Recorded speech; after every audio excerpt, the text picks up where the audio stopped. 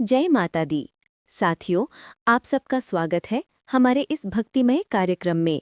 आज हम बात करेंगे नवरात्रि के पहले दिन यानी प्रतिपदा की पूजा विधि, माता शैलपुत्री की कथा, माता को कौन सा भोग और वस्त्र अर्पित करने चाहिए, कन्या भोजन का महत्व और पहले दिन की आराधना के बारे में।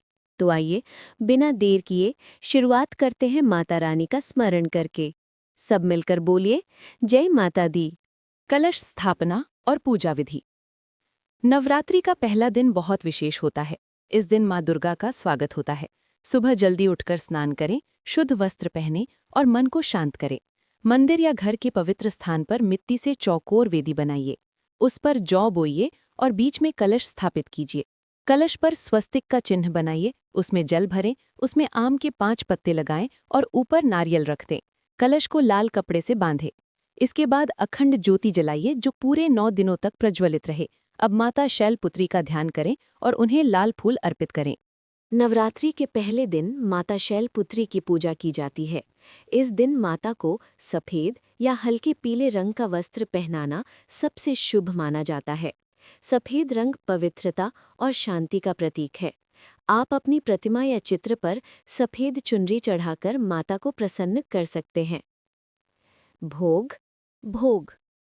इस दिन माता शैलपुत्री को घी का भोग अर्पित करना चाहिए। कहते हैं कि घी का भोग लगाने से भक्त दीर्घायु होते हैं और सभी रोगों से मुक्ति मिलती है। आप चाहें तो घी के साथ मिश्री या खीर भी माता को अर्पित कर सकते हैं। माता शैलपुत्री की कथा। अब सुनते हैं माता शैलपुत्री की पावन कथा। शास्त्रों के अनुसार माँ दुर्गा का पहला स्वरूप शैलपुत्री है। उनका जन्म पर्वतराज हिमालय के घर हुआ था, इसलिए उन्हें शैलपुत्री कहा गया।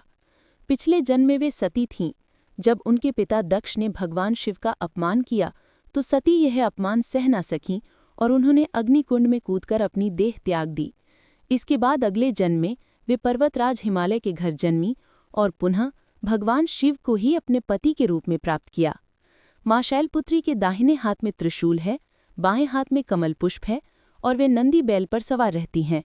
उनकी पूजा से साधक को स्थिरता, शांति और वैवाहिक सुख प्राप्त होता है।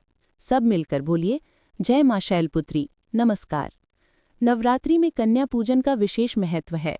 कन्याएं माँ दुर्गा के विभिन्न रूपों का प्रतीक मानी जाती हैं। अगर पहले ही दिन यानी प्रतिपदा को कन्याओं को भोजन कराया जाए तो माता रानी की विशेष कृपा प्राप्त होती है। कन्याओं को भोजन कराकर उन्हें फल, फूल, चूड़ी, बिंदिया या वस्त्र दान करें।